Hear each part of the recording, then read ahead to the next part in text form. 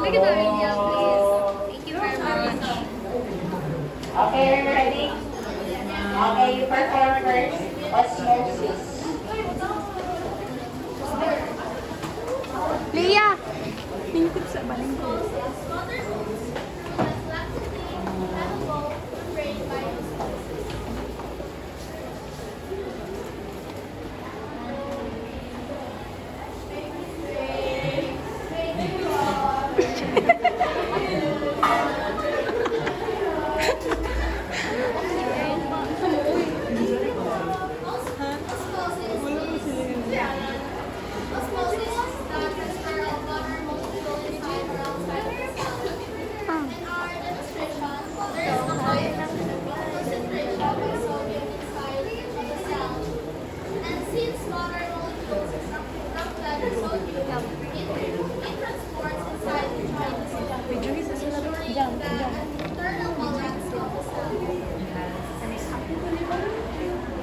Ana? Ana na. Leopold.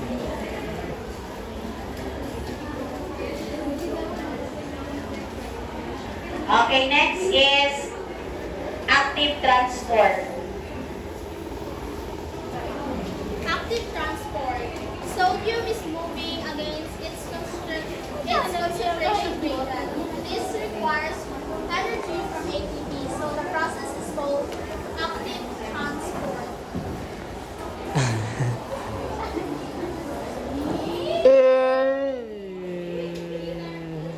Liam cheater.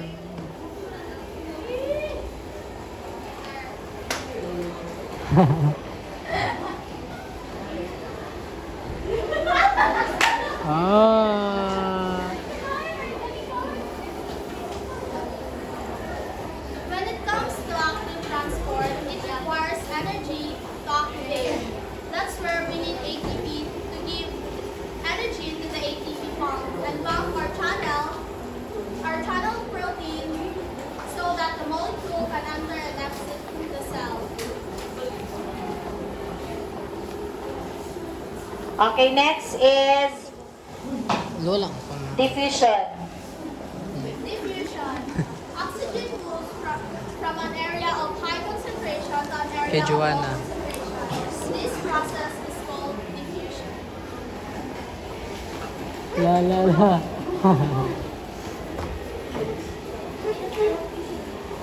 Diffusion doesn't need to be facilitated because the oxygen or other molecules like water are too small, so there will be no hassle entering the cell.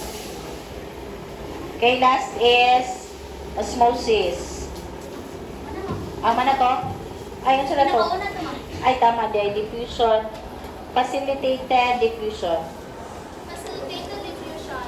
Glucose is required to pass through the membrane by itself. So it uses channel protein. The process is called facilitated diffusion. Balik ta. Kung sa daw na.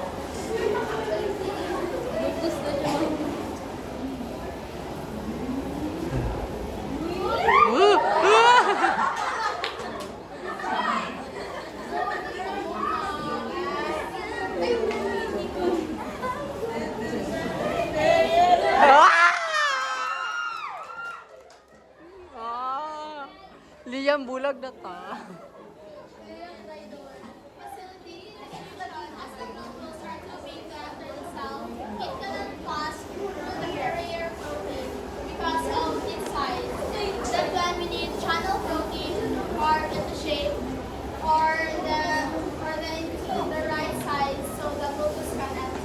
Yay!